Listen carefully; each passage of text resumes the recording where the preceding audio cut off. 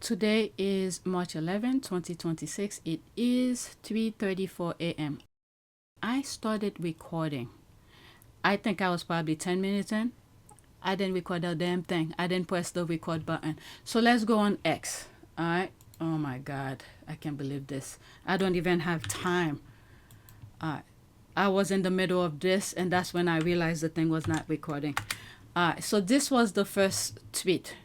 Okay, breaking huge news. Democrat Shawn Harris forces a runoff election and the special election for Marjorie Taylor Greene's deep red Georgia House seat. Folks, this is massive. If retired U.S. Army Brigadier General Shawn Harris can flip this seat blue, it's effing over for Speaker Mike Johnson. He has a one-seat majority and will lose if Harris wins. Trump's presidency will come to a screeching halt, lame duck for 3 years. Wouldn't that be something? Shawn Harris earned 36.9% of the vote with 82% reporting, beating the next Republican by 1.5%. There were a whole slew of Republicans running in this race, which means that it's going to be an uphill battle to flip it. But momentum is on our side, and hey, what does the Democratic Party do if not win majority runoff election in Georgia? Let's organize, mobilize, and take our country back. This is huge. That's the seat for Marjorie Taylor Greene. Like I said, which it wasn't recording, Marjorie Taylor Greene was one of the person who had a voice to do something positive. But I don't think she took her position seriously. And I guess I don't know what she thought, but she was just a stepping stone for Trump to be where he's at. It's very sad. It's very sad. Now she's talking and making sense with some of her things, but before, my God. All right, let's go to the next tweet. It's about the election again. Damn it, I can't believe this. Wait a minute, yeah. I thought they said black people vote for black candidates because the candidates are black. So this, I was not paying attention to it at all. All right. John James gets 0% black voters support in New Michigan governor poll. I didn't know he was running. I wasn't paying attention to that at all. All right, that should be the support Democratic received too, but many of us aren't ready for that. Meanwhile, they're selling us out right before our eyes. Yeah, he's not big on free money for zero labor. He refuses to comment on the racial slur Trump made against the Obamas. He is anti-union, and those who work at in his business say he was like Higgs said, he'll yell and scream at people rather than talk. I don't know who he is. I didn't even know he was running. Whatever. But that goes to show you black people pay attention. All right, so there's my comment here. Oh, really? Laughing my ass off. I wasn't paying attention to that one. LOL. I got fed up with Texas. That's the race, Crockett, and that other guy. I shut my political mind out. I was focusing on the war instead a little bit. Not all scan folks. All right, so that's that. Let's go to the next one. Election. There's so much is going on. So much. All right, so this is where I was, and that's when I realized I wasn't recording. All right, the White House is now scared, telling Republicans to stop talking about what they were loudest about during the campaign, mass deportation. Here's why. All right, so let's listen. The thing says the same thing as the caption. So the White House is now scared, telling Republicans to stop talking about the shit that they were loudest on when they ran for office in the first place. Mass deportations. And if you want to know why, look no further than what's going on in Texas. Latino majority counties in Texas just had their highest Democratic primary turnout in years, to the point that in 5 different rural majority Latino counties, more votes were cast in Tuesday's Democratic primary than for Kamala Harris in the 2024 presidential election, which is a 149% increase from the last midterm cycle. And what makes this even more telling is who these voters actually are. These aren't Latinos in California or New York. These are Texas Latinos in border communities, deeply Catholic, culturally conservative, and the exact demographic that Republicans spent years and millions of dollars targeting with evangelical messaging, Spanish language misinformation, and promises that the GOP was the party of family values. These were their most persuadable Latino voters, their biggest wins, their lowest hanging fruit, and even they are the ones pulling back. Because the numbers indicate that Latinos who voted for Trump in 2024 are now frustrated with the cost of living, the state-sponsored terrorism that is ICE and the Iran war. Trump is now hemorrhaging the same Latino voter base that Republicans spent years propagandizing, appealing to them with religion, misinformation, and the fake dangling carrot of the American dream. Rent is high as fuck, home ownership is out of reach, wages are low, the trickle-down economics that Republicans promised would create better economic opportunities for Latinos never came, the war raging in Iran has dramatically increased gas prices, making the cost of living unbearable, and ICE has been terrorizing, rounding up, and killing U.S. citizens and Latino migrants in detention centers, where even ICE detention staffers have been reportedly placing bets on when those Latino migrants would commit suicide. As a matter of fact, the Associated Press reported that a detainee at the largest ICE detention facility in the country overheard guards running a betting pool on which migrant would kill themselves next. Mind you, after the 2024 election, Trump pressured Governor of Texas Greg Abbott to redistrict Texas so that they can keep a Republican majority in the House of Representatives. They were so confident that they had locked in the Latino support that they redrew the congressional districts across Texas, banking on Latinos to stay Republican. 3 of those 5 seats, districts 28, 34, and 35 in South Texas, all require continued Latino support in order for Republicans to actually hold. And actually, Texas's 28th congressional district is over 90% Latino. And now the same voters they built their map around are actually walking out the door. And because of these numbers, it is now being reported that Texas is now in play as a battleground state. It's not just in Texas, we're seeing this across different states. In New Jersey, for example, 68% of Latino voters backed the Democratic candidate for governor. She flipped 18% of Latino voters in a single election. By October 2025, a national poll showed Latino voters prefer a Democratic congressional candidate 64% to 19% over Republicans. And 60% of Latino registered voters are now saying that there is a 0 chance that they vote Republican. Trump is now seeing that even amongst the most susceptible to propaganda Latinos are being activated against the Republicans and how they're waking the fuck up. And now the message is to stop defending mass deportations and to stop using the language that they fucking ran on. They're doing damage control. They built an entire immigration agenda and political identity around mass deportations, and now they're telling their own members to shut the fuck up because Latinos are showing up to the polls and making it a liability.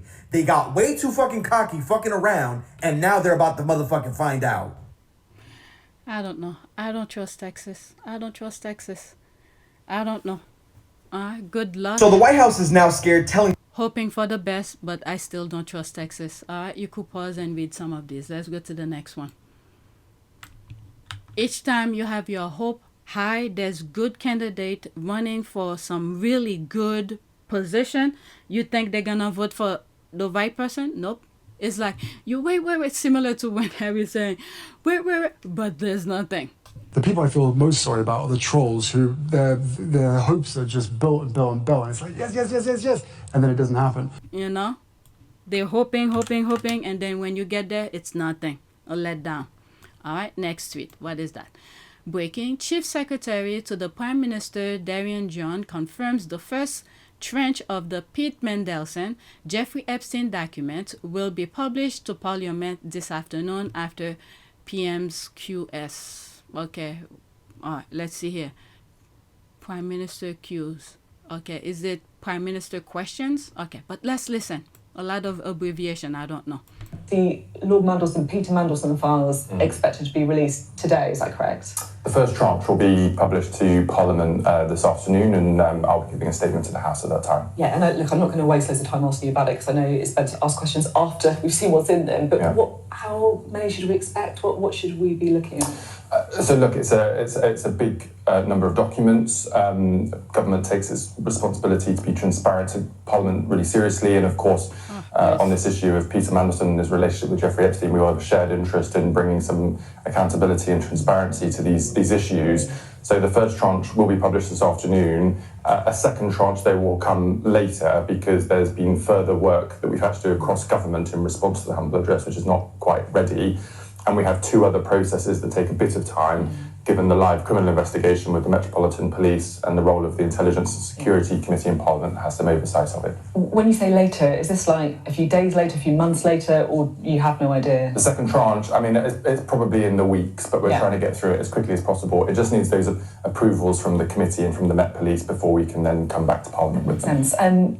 Helpful that it's been released just after Prime Minister's questions, so the Prime Minister doesn't have to face questions on it? Well, I mean, Prime Minister comes to the House of Commons every Wednesday. I mean, it's just normal scheduling in the House of Commons. The statements come after PMQs on a Wednesday. But we have committed to Mr. Speaker that they will be published very promptly so that members get the chance to read them before I stand up so that they can ask me any questions about them. So you got the tough job then, not the Prime Minister, basically. Always happy to do my job. I'm holding my breath. They doing this to this guy, but the person who was also in there deep, who paid millions of dollars for the victim to stay quiet, they're shielding him. That's Andrew. Nice to hear normal question and precise answers. I think we all know they will hold back the important stuff. Why are PM question and not before? Looking forward to seeing the Farage Epstein files. I don't know what is it. Is it Prime Minister questions? Okay, the abbreviation, I'm not sure what it stands for. Let's go to the next tweet. I didn't go too much into the responses. Okay, so there's this. Okay, I'm going everywhere. UK, US, war, politics, all of this. Breaking, press. Why did USA go to war? Senator, Israel made us do it. Okay, 1 minute and 16 seconds. Is there more? Oh my God, a lot. That might be. I heard there are some European countries want Netanyahu to be arrested. So let's listen. What is the reason, if the nuclear program isn't the reason, as poor Ted Cruz, I never thought I'd put those three words together, is over there talking about nukes? And we know that the intelligence did not suggest that an attack was imminent from Iran. What is left? Why are we at war with Iran? Great question. Yeah, great question. I mean, the simplest explanation, might be the one that they gave 24 hours in, that they've kind of tried to backtrack since then, which is that Israel made us do it. That Bibi decided on this timeline, Netanyahu decided he wanted to attack, and he convinced Trump to join him by scaring Trump into believing that U.S. assets in the region would be at risk, and so Trump was better off just joining Netanyahu. I hope that isn't the full explanation, but you're right. As we are now hearing that the nuclear program is not part of their targeting campaign, as we're now more confident that even harder line leadership is taking hold, as the Strait of Hormuz is still being shut down, even as we get their Navy, what's left as the explanation? It might just be that Israel forced our hand. And how weak does that make the United States look? How weak are we if our allies can force us into wars of choice that are bad for U.S. national security interests? This is what happened here. All right. Trump and his family had special interests. They told us they were going to do, beachfront properties and all of that. They had their plan. They were taking control of the land to build their business and things like that.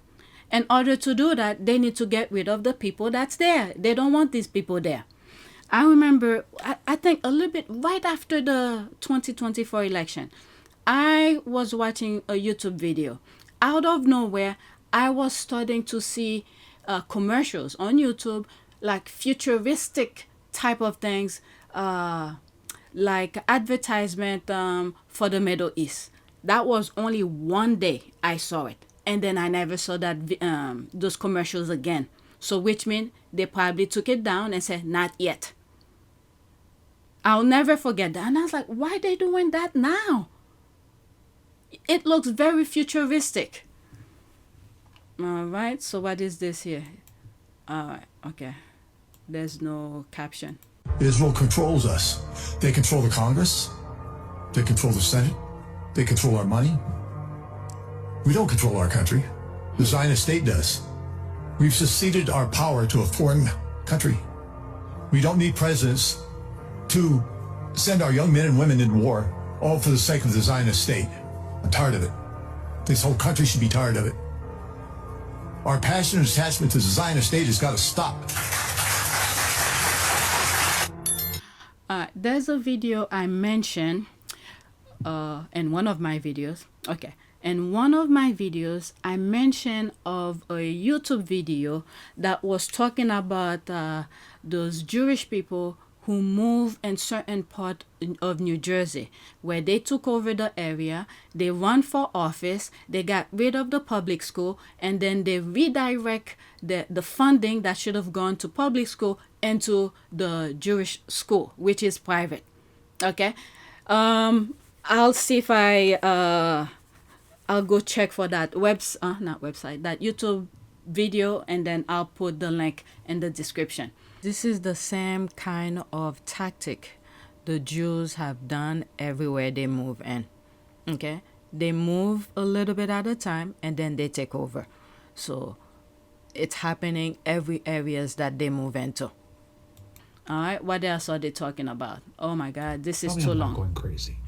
Okay, they joke about it, but the truth is there's something that Israel is holding over the heads of all these politicians that makes them so compliant.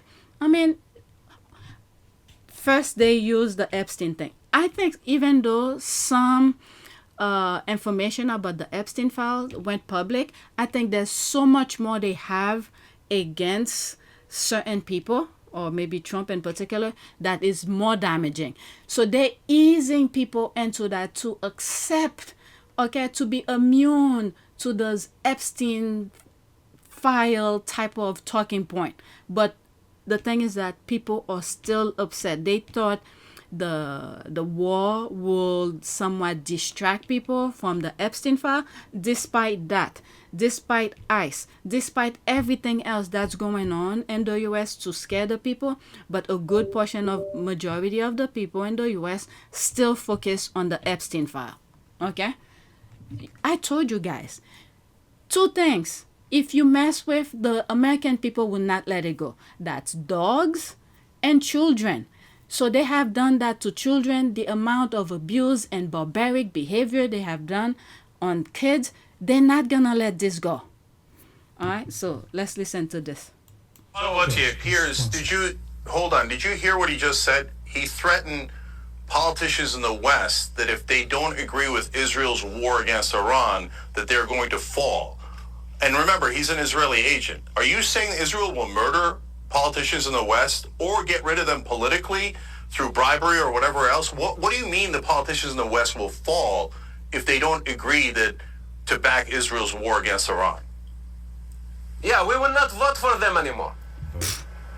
No, well, you don't vote for them now. You're not in our country. What do you mean the politicians will fall? We have to talk. We live in democracy, and we have the right to bring them up and to bring them down.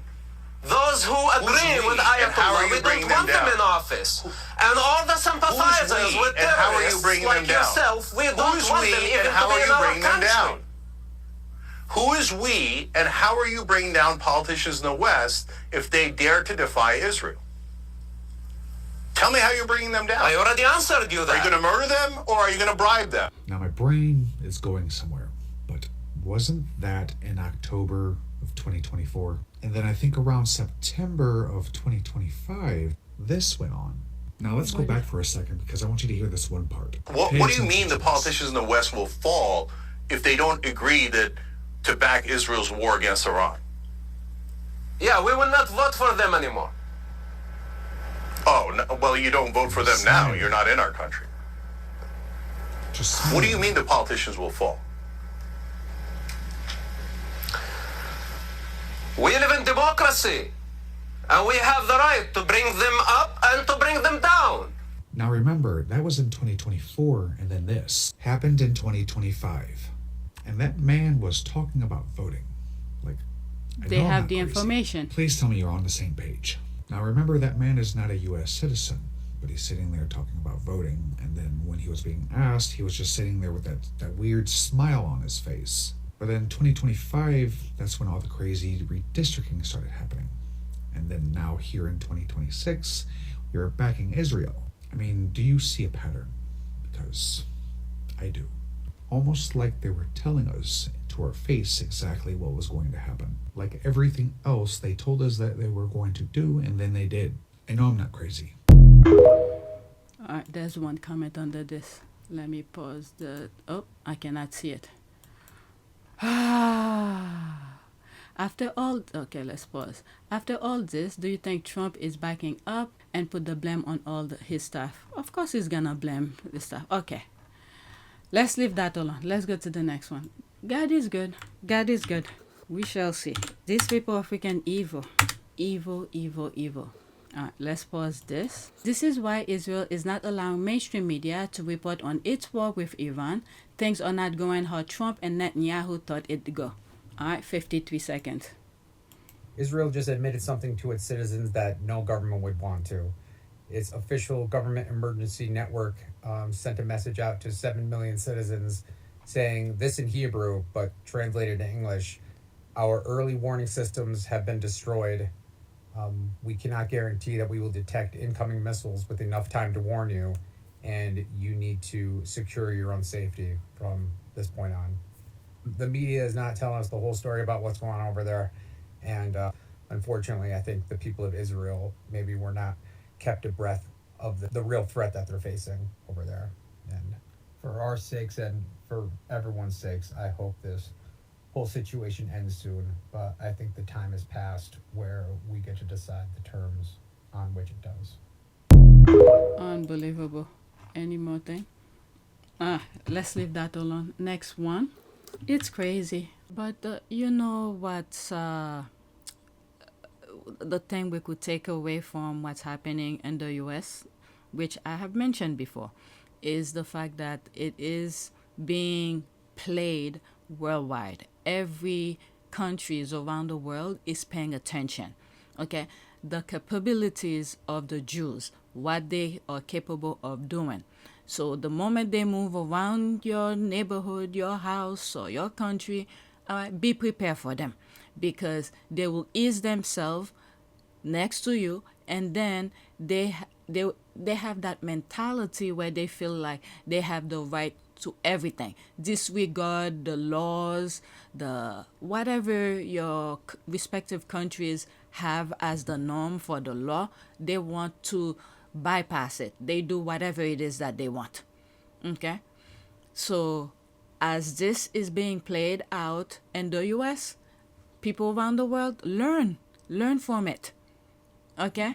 They might be able to get away with it. I don't know. The thing is still going on. But you see the manipulation in terms of trying to blind the people, the tactic of lying and to trick you and all sort of things. You could learn from also what they did to the Palestinian. They move over there. If I'm not mistaken, was it the UN who decided for them to be somewhere in the Middle East? Let me see. What was it? The Zionist movement. They create this, they claim it's in terms of their historical, whatever, their history. They belong where they went in the Middle East. But when they do the DNA, people might know more about this than I do. Okay? But on top of my head, when they do their DNA, those Jews who moved to the Middle East, when they do their DNA doesn't show that this is the area where they belong. It's mostly Europe. But with all this, they move themselves to the Middle East, and then little at a time, they spread, and then we get what we see now when we look at Palestine. They freaking flatten it. And then they're doing this in the US as well, especially with that video that I mentioned. The link will be in the description. It's a YouTube video where they move in a neighborhood and they run for office. And then as they move to, as they win certain seat, I mean, these are all Americans that fail to pay attention. But they were paying attention. Their eyes is fixed to conquer every corner of the world. Okay, they move in, run for office, and then as they run for office, they vote to benefit them, and then they destroy whatever establishment that was made there for the people as a whole, for the population. Like, for instance, tax money that should go for public schooling, they destroy it, and until the public school system is no longer funded, and it had to be shut down, and then they took the money that was supposed to go for public school to their school, which is somewhat private. So the same tactic, they have their blueprint. So people around the world can watch and see what's happening in the US, and then be prepared for yourself. Palestine did sacrifice themselves to show their capabilities. So once they're done with Palestine, the Middle East, now Iran is stopping them. Okay? There's a halt. It's not done yet. Iran put a halt to them, but they're still fighting too. Now they're also in the US.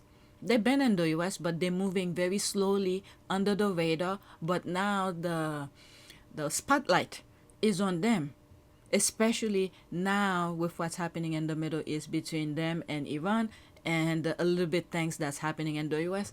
That should shed light to people around the world. Okay? An example. It's on the pedestal for everybody to see their tactic. So once they move to your country, be prepared. All right? So, yeah, that's all. Let's get back to the original recording. Unbelievable. These people are laser focused on their objective. All right, so let's see here. This is bad. CNN. Iran has begun laying mines in the Strait of Hormuz. Dozen laid, 100 more possible in the coming days. This changes everything. Closing the strait with naval presence is reversible. Mining is not. Every ship that enters now risks hitting a mine. Insurance companies will pull coverage. No captain will order a transit. No company will take the liability. The strait doesn't just close. It becomes impassable. 20% of global oil, 30% of Tehran LNG, 33%, let's pause this so I don't get flagged, 33% of global nitrogen fertilizer, the sulfur supply chain, the semiconductor supply chain, all of it. Trump threatened Iran and annihilation last night on Truth Social. Iran responded by mining the waterway. Catastrophic consequences for oil markets isn't an analysis projection anymore. It's the floor. All right, let's listen to this 42 seconds. Anything else? Let's pause this. Just saw this post. Interesting. Okay, I'll share that one as well. But let's finish with this one first. It's crazy. It's crazy. It's a tug of war that's going on here. These people, the Trump people, the Israelis, the business people, they're going after everything. They want everything. They're going to end up with nothing. Iran has begun laying mines in the Strait of Hormuz. This is according to two people familiar with the matter. It's another major complication as the world's top oil exporter warns there could be, quote, catastrophic consequences for oil markets if the conflict keeps disrupting ship and oil tanker traffic through the strait. He says beyond upending shipping and insurance, the ongoing disruption could snowball, threatening aviation, agriculture, and other industries. A short time ago, the White House repeated President Trump's promise to provide government-backed insurance as well as naval escorts to keep tankers moving. So far, those shipping companies are resisting traveling through the region while the fighting goes on. Iran has begun laying... It's playing over. Let's play this, and then I move to my next one. Bismillah ar-Rahman ar-Rahim. Okay. Never mind. I won't understand it, so let me not waste time. Next tweet. All right, let's pause this. Say run up. All right. No bluster, no fear. On NBC News, Iran did not posture. It warned, no flinch, no theater. While Donald Trump float invasion, Iran speaks with the certainty of those defending existence, not ego. Pride wages wars, survival finishes them. Against the United States, that distinction is lethal. All right, I have a place to go. I better hurry up. The Iranian foreign minister said run up, get done up. And when I tell you I watched that NBC News interview and he did not blink or flinch, and that reporter kept trying to allude and ask and try to get him off his square, and that man said, we ready. President Trump has not ruled out boots on the ground in Iran. Are you afraid of a U.S. invasion in your country? No, we are waiting for them. You were waiting for the U.S. military to invade the ground troops? Yes, because we are confident that we can confront them, and that would be a big disaster for them. Let me tell you something. I know he's not going to be the one on the front line. But if you know anything, you are taught to be wary of the person that is that kind of mild-tempered. He is confident and assured.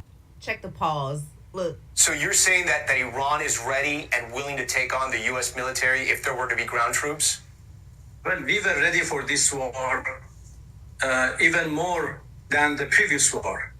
So you can see, the quality of our missiles, how much they are upgraded after the last war, because we learned lots of lessons.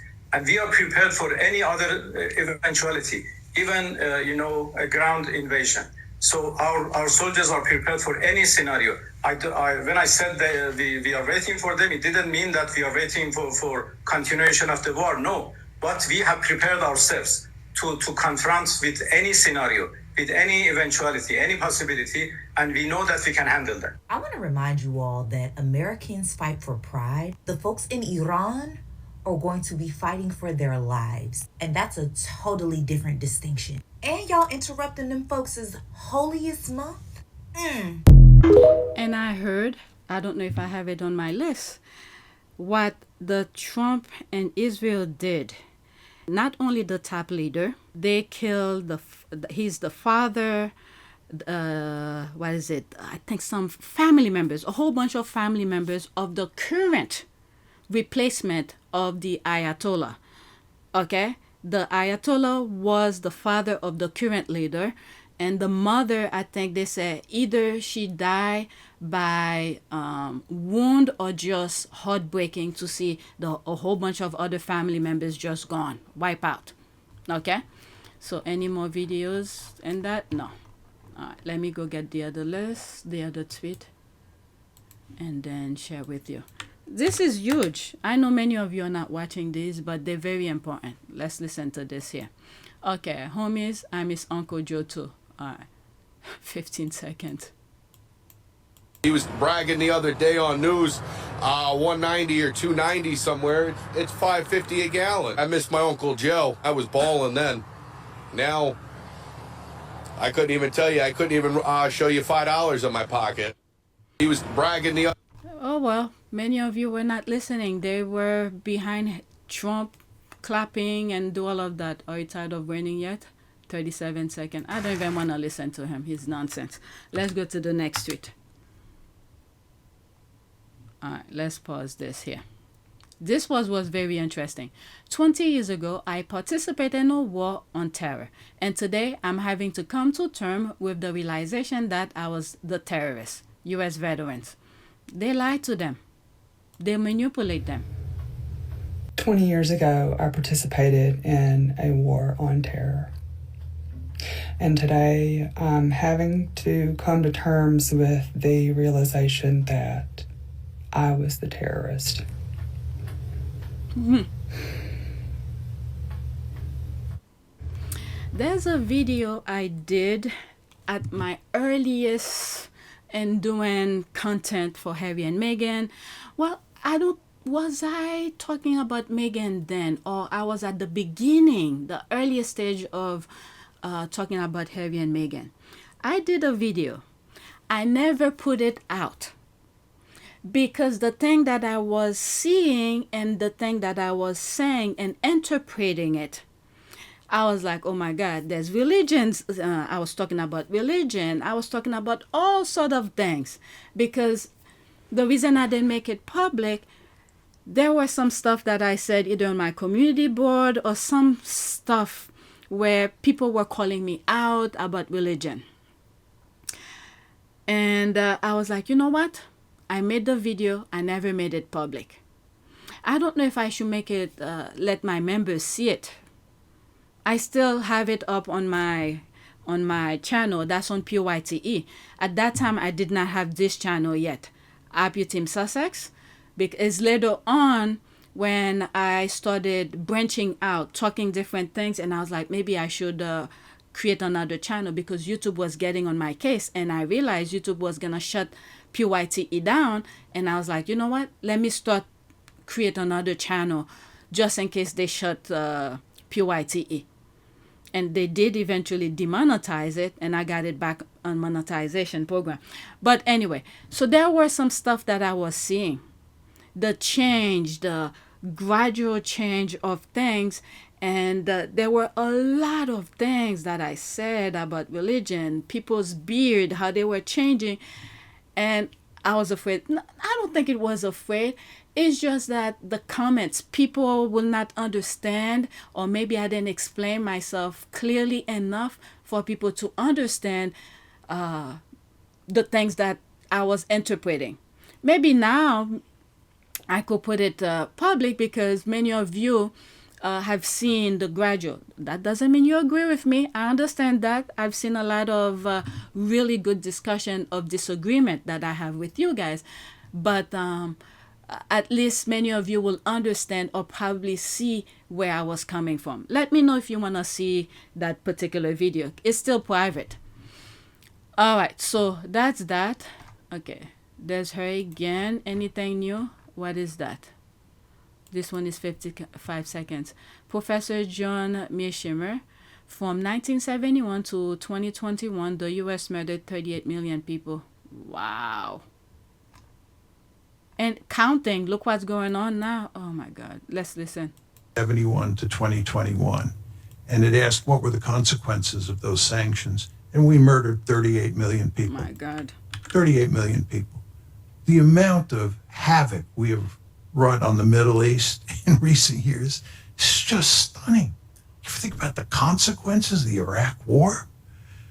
What we do in places like Venezuela, Cuba, Iran, you understand we're using this tremendous economic leverage we have to basically starve people, to make them suffer, to inflict great punishment on them so that they'll rise up against their government. You understand that this is what we're doing in Venezuela. This is what we're doing in Iran. We're inflicting massive punishment on these people. Given all that, I find it very difficult to talk about the United States as a noble country. I just don't. 71 to 2021. Yeah, there is the propaganda. They just create a propaganda to make you believe on one thing. You know, like the American dream, okay? They were putting American to sleep, be in dreaming mode. Meanwhile, in the background, they're doing their atrocity along with other European countries, okay? The U.S. is more in front, but the European countries are part of it in the back, all right? So, yeah. I don't know, maybe now people will see it. This is why they have so much problem with African Americans, because African Americans see to it. And by the way, they're doing something right now to Haiti. There's a video that I came across where they throw a drone at a party, many Haitians die. There's a lot going on. This one is very interesting. I remember right after the election 2024, one thing that I said is that, well, now that the way the people voted, Europe is going to see the kind of help that they used to get from the U.S., it's not going to happen anymore. And then the other thing as well is that the result of the 2024 election, we will see how it's like the outside world, other countries going to treat Americans. And I think they're starting to see it. But the only difference between African American and white American, the reverse, you know how I usually say the way white people make black people become, it's like their skin is a passport for mistreatment. So now when people start saying they are Americans, depending if you're black or white, you might get a side eye. Okay, because many white people voted for Trump. And when you look at the result again, for African American, a good portion of African American, 92% black women and 78 to 80% of black men did not vote for Trump. They voted for Harris. So African American will be seen in a different lens than white Americans. So let's listen to him here. Due to the most hated man in the world, the pedophile führer, this is the experience all Americans are having. Just beware, if you are traveling out of country, you're going to have to explain yourself if you're MAGA. Be prepared to have a snot beat out of you. All right? 33 seconds. I'm in Japan right now, and every single time that I say that I'm from the United States, people look at me with disdain and disgust, and I have to explain myself every fucking time. I've been to Europe, the same fucking thing applies. It is embarrassing at this point. I have no words for it anymore. It's just disgusting and embarrassing. I have no fucking words.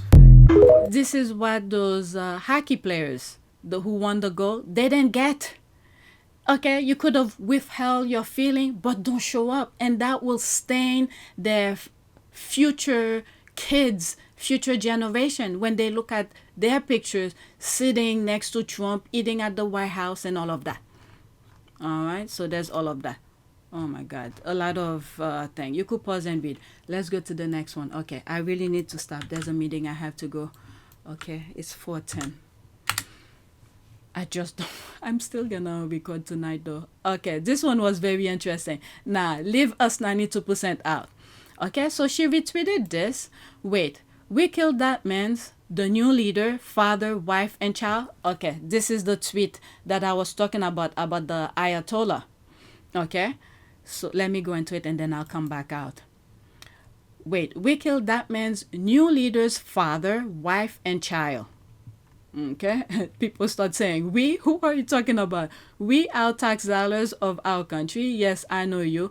Not I voted for this, but our tax dollars are absolutely supporting our country doing this. All right, so people start distancing and differentiating themselves.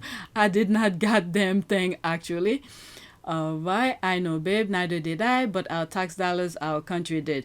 Stop saying we, there's that.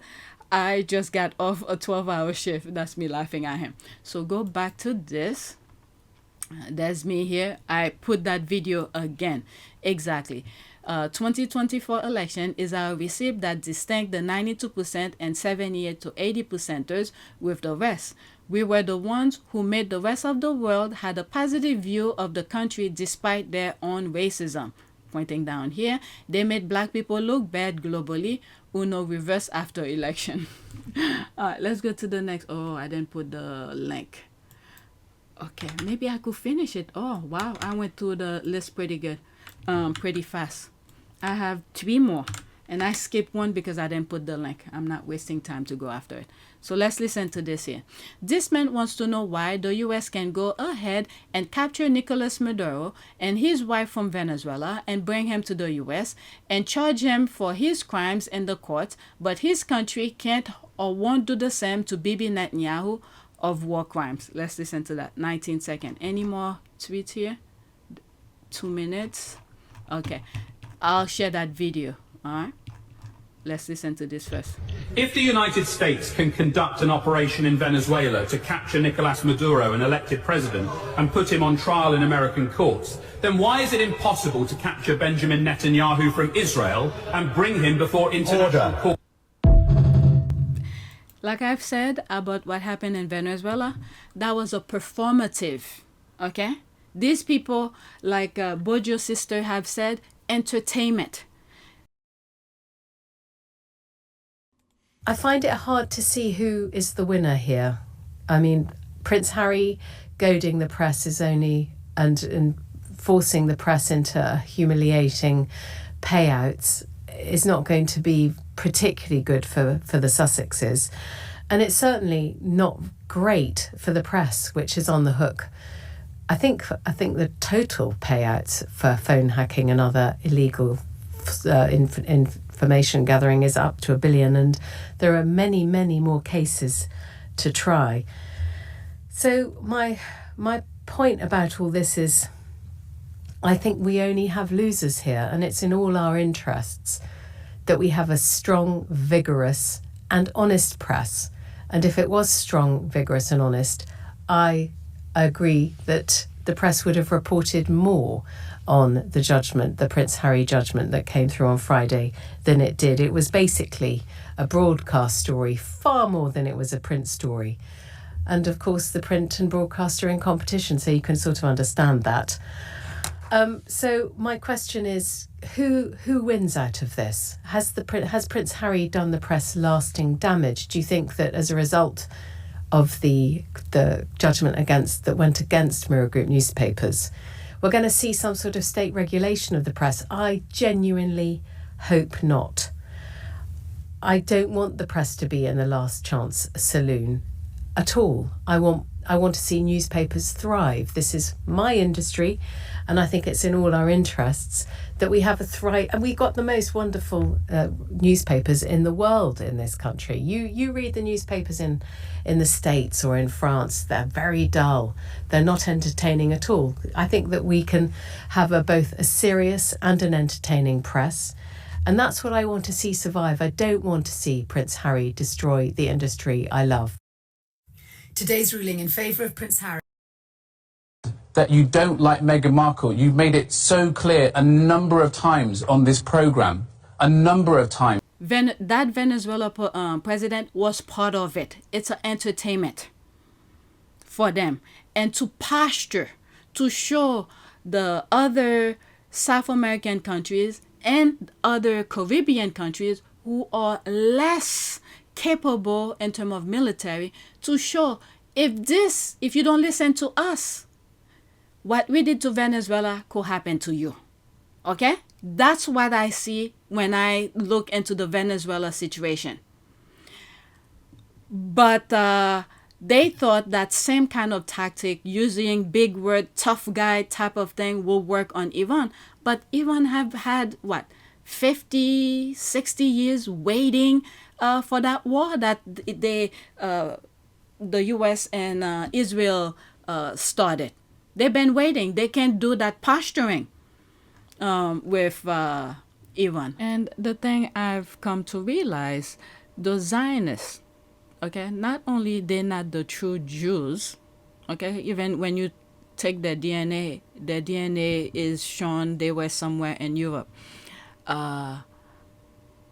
They are, from my point of view and my humble opinion, they are the same group of people who did the atrocity in Germany, where they do the Nazi Germany. All right, they just take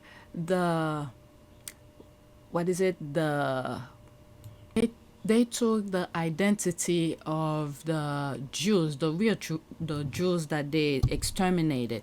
They took their identity, their pain, the victimhood, all the pain, the suffering. They took that, okay? They took the pain of the Jews that they had exterminated. They become them, okay? They took their pain and make it theirs. But in reality, they were the one who were inflicting those pain. All right. So when they moved to the Middle East, okay, they were not the real Jews, but they make themselves become the Jews. And then they continue the same atrocity, exterminating, genociding, all of this. Look what happened in the Middle East, what they did to the Palestinians. Okay. So those Nazi people are those who are claiming, Zionists, I think that's them, Zionists, okay? But technically, they were the Nazis. They just changed their name and they took the identity, the pain, the suffering of the Jews that they exterminate and make it theirs. And whenever somebody or any group try to confront them, they use the Jewish, the Holocaust as their defense. Don't talk to me. We went through hell already. We did this. That's their excuse. Okay? But technically, they were never the real Jews. Okay? This is the way. This is without, I don't know. I wasn't there when things were happening. But when I look at their behavior, this is what I see. Okay? So let's get back to the original recording. All right, so let's see here. Let's pause. State Department spokesperson Saul leave his body when asked how Israel's 200 secret nuclear weapons don't breach U.S. aid law. All right, let's listen. Recently come to light an exchange between Jeffrey Leeds and former Secretary of State Colin Powell, in which he acknowledges that Israel has, quote, he says 200 nuclear weapons. And the Nuclear Non-Proliferation Treaty has not been signed by Israel. Under U.S. law, the United States should cut off support to Israel because it's a nuclear power that has not signed the Nuclear Non-Proliferation Treaty, according to Colin Powell, correct? Shouldn't you ask Colin Powell that? I'm not going to speak to this particular traffic, and I'm certainly So not you're saying going to Israel discuss. doesn't have nuclear weapons? I'm certainly not going to discuss matters of intelligence from the podium, and I'm not. I have no comment on that. Okay, well, the email says the boys in Tehran know Israel has 200, all we targeted on Tehran, and we have thousands. I mean, that seems to indicate that there's a knowledge of an Israeli nuclear program, which would make U.S. aid to Israel illegal. I think I've answered your question. Okay, well, let me ask, is that, do I have the correct understanding of U.S. law that we're not allowed to support a nuclear power that has not signed the Nuclear Non-Proliferation Treaty? Look, we obviously support the Nuclear Non-Proliferation Treaty. I'm not a legal expert on all the tenets of it, and I'm certainly not going to speak about the details that you've revealed here in this email traffic. That would be inappropriate for me to discuss one way or the other. I'm not going to do it. There are sanctions imposed on North Korea in response to their nuclear proliferation. There were sanctions put on Iran in response to allegations of nuclear proliferation. And now we have this email from Colin Powell saying that Israel has 200 nuclear weapons. Why is Israel not facing any consequence for this? It's a very colorful way of getting back to the same question you just asked me. But I'm going to refer you back to the transcript when you see it this afternoon to what I said before to your question. You are familiar with this email, right? I'm not. Oh. I have not seen it. I can't speak to the email, and frankly, even if I'd seen it, sir, I wouldn't engage in that kind of a discussion from the podium. Recently. So let's leave that alone. Next tweet. This seems like it's all Powell passed. It's been what, years since he passed? Next tweet. I'm gonna finish with my list. I have 2 more left and then I have to go take a shower.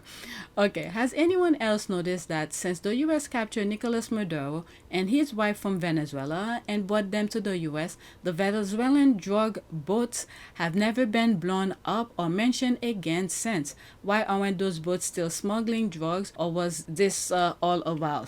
Let's listen to this 15 seconds and then I move to the Anyone next. else notice since we took over Venezuela, we're no longer blowing up drug boats? Actually, we're not even talking about drug boats at all. It's almost like that was a fucking lie. Of course, they create the narrative. Anyone else notice since we took over? They have a problem with something, they see the solution, they create the narrative for you to believe this is what's happening. It's unbelievable. I'm telling you, I learned so much from following Harry and Meghan thing from the UK. It's like the same blueprint from the UK is being played over here. Next tweet.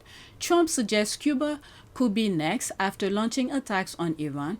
We went to the Strait of Havana to ask Cubans what they think about the escalating war and whether they're worried about what it could mean for them. Again, they posture whatever they did to Venezuela, arrest Maduro. It's for small island like this.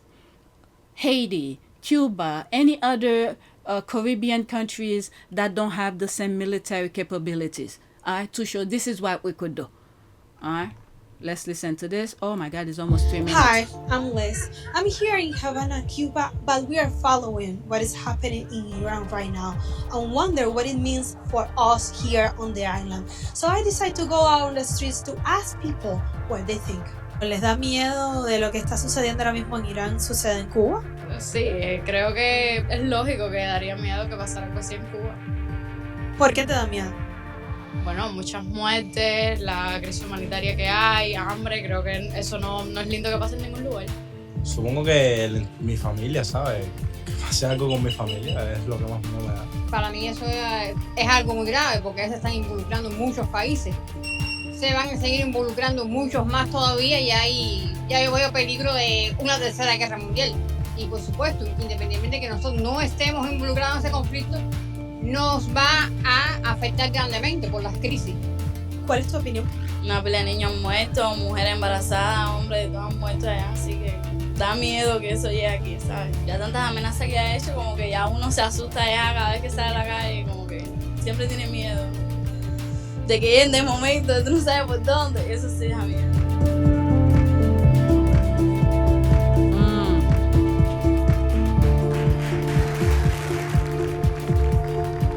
What's happening with Cuba is amazing, and we think that we want to finish this one first, but that will be just a question of time before you and a lot of unbelievable people are going to be going back to Cuba. Los mismos cubanos que da pena piden la guerra para Cuba, cuando tienen familia, cuando tienen algo que perder en la isla. Son traidores. Marco Rubio, ¿qué cosa es? Fascista. Y Trump es un fascista, nazista. ¿Qué vamos a esperar? ¿Cree que Estados Unidos está ayudando? No, ayudando.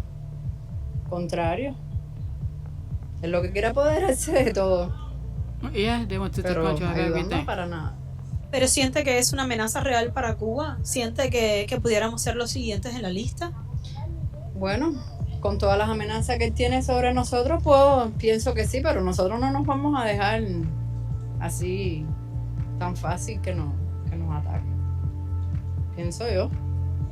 No, aquí en Cuba yo creo que nosotros estamos tan preparados que eso no va a pasar aquí. Aparte, aquí yo creo que no hay valor de venir para acá. Porque nosotros sí tenemos una preparación militar, no como la de ellos, pero aquí no van a venir, creo yo, a hacer las loqueras que han hecho por ahí afuera. ¿Y si vienen, no tiene miedo? No. Yo pasé servicio militar, yo estoy preparado. Y esta es mi patria, esta la defiendo yo a lo que toque. I didn't understand most of it, but I read some of the caption at the bottom. Okay, so this is the last thing I have on the list. Then I go. Oh my God. Former debt collector exposed one question that stopped collections. Call immediately. All right, let's listen to this. I don't have time to read everything. I used to be a debt collector for 15 years, and there's one question that would stop us in our tracks every single time. Ready? Just ask them. Can you provide written proof that you have the legal right to collect this debt? That's it. We hated that question because most of the time we couldn't. Debts get bought and sold for pennies. Half the time, the collector doesn't even have the paperwork. That question is your right under the FDCPA, and it shuts the whole thing down. I used to be a debt collector Okay, for it's 15 playing over. years. All right. What is that now? Let's pause. This one is longer. We can buy our debt. All right, let's listen to this. And then that'll be it. I need a law boy to weigh in on this. Is there anything legally stopping me from... Hi, Lawboy here, also known as the internet's favorite attorney. And no, there's absolutely nothing legally stopping you from purchasing your own debt, or anyone else's debt for that matter. This is America, and debt's a commodity. You can buy anything that is for sale. The problem's going to be finding your debt. Number one, if you are not delinquent on your debt, they're not selling it. Number two, when they do sell it, they're bundling it together. Think like housing crisis, mortgage-backed securities, and they're selling bulk amounts of debt to other businesses. But you don't have to be a business. A private person can just buy debt. In fact, go to Google and just type in buy medical debt or buy debt, and it's for sale, and you can buy it for pennies on the dollar. Hell, halves of pennies on the dollar. The problem, like I said, is going to be finding your debt. But if you could find it, you could most definitely do it. No license, no nothing required. Now, that being said, if you all are feeling charitable this year, there are charities that buy people's medical debt and abolish it. For like $100, you could wipe out $10,000 of someone's medical debt. So, keep... I need a law boy to weigh in on this. Is there... So that's that. Please take a moment to subscribe, like, and share. If you want to support this channel, there's a PayPal link and a Cash App link in the description. You could donate. Those who have donated, thank you. Go check out this video, all right? I call it the War of the Woke World, difference between competent and incompetent presidents. All right? It's a series of videos that shows how we got where we are, the difference between Biden and Trump, this kind of thing. So go watch that. All right, so that's it. Thank you for watching.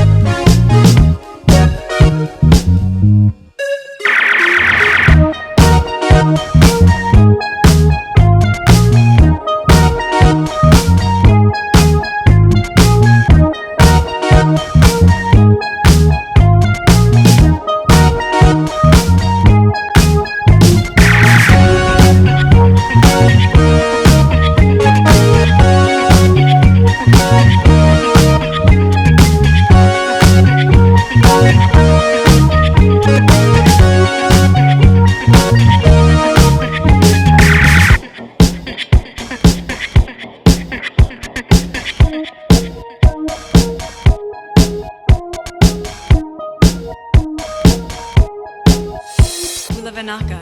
It is a great privilege to be with all of you today.